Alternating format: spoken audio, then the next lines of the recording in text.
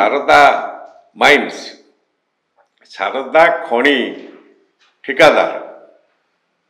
जे दीर्घ पाखापाखि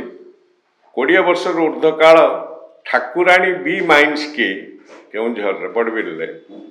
लीज नहीं लीज नहीं शारदा माइन्स कौन निजस्व इंडस्ट्री ना सी केवल खणी लुहा पत्थर मांगानिज उठेबे और अन्य मान को वितरण करेंगे जहाँ खणी आईन मूलतः विरोध कर आज प्रसंग हूँ शारदा माइन्स जो ठाकुराणी बी ब्लॉक जहाँ से लीज नहीं ताकू ओडिशार मान्यवर हाईकोर्ट 2000 जानुआरी 2022 मसीह ताको विरुद्ध राय देले एवं लीज कैंसल पर आदेश देले जहाँ फल ओडिशा सरकार सी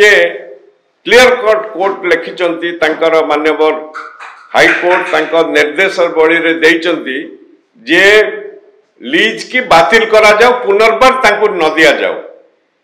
1922 मसीहा जानुआरी 20 तारिख रु आज पर्यंत से जो खणी बातिल है ठाकुराणी बी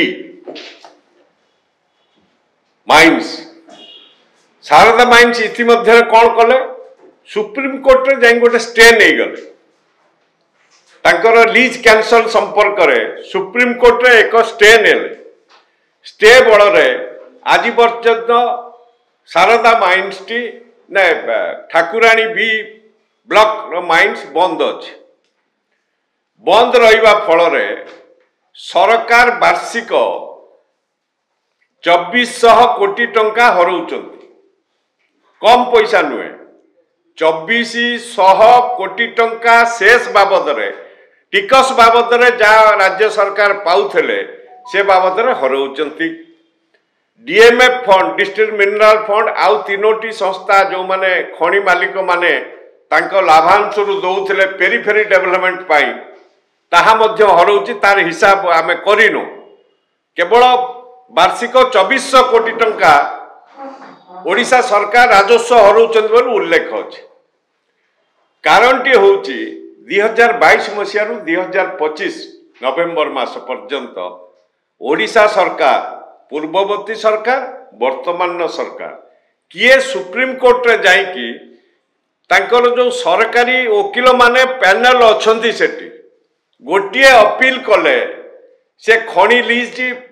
सुप्रीम कोर्ट रो स्टेट वैकेंट हो ओडिशा सरकार एजाबत तो सुप्रीम कोर्ट को जाई स्टे वैकेंट करिना कि से संपर्क रे आग्रह प्रकाश करिना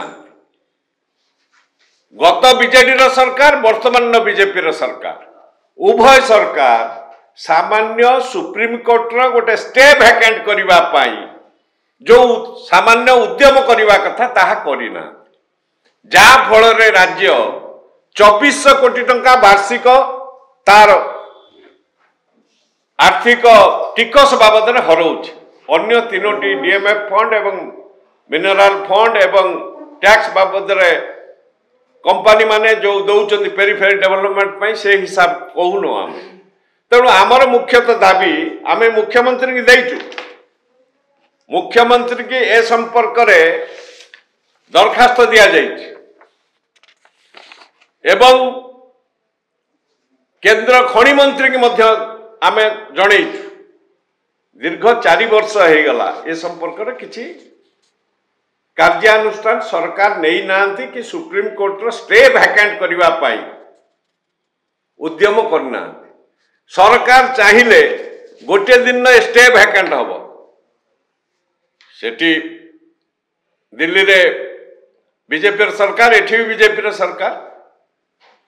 एटा आईनी सम्मत कथा यादर कि दुर्नीति नहीं आमे कहूनु क्या जेल पुरे दियो जरिमाना नहीं दिया आकु बांध दियो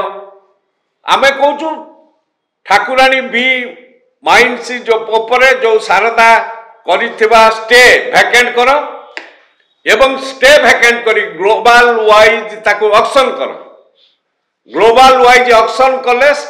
राज्य 2400 कोटी टंका पाइब 4 वर्षर पाखापाखि 1000 कोटी टंका राज्य हरई सारी 10,000 कोटी टंका हरई सारी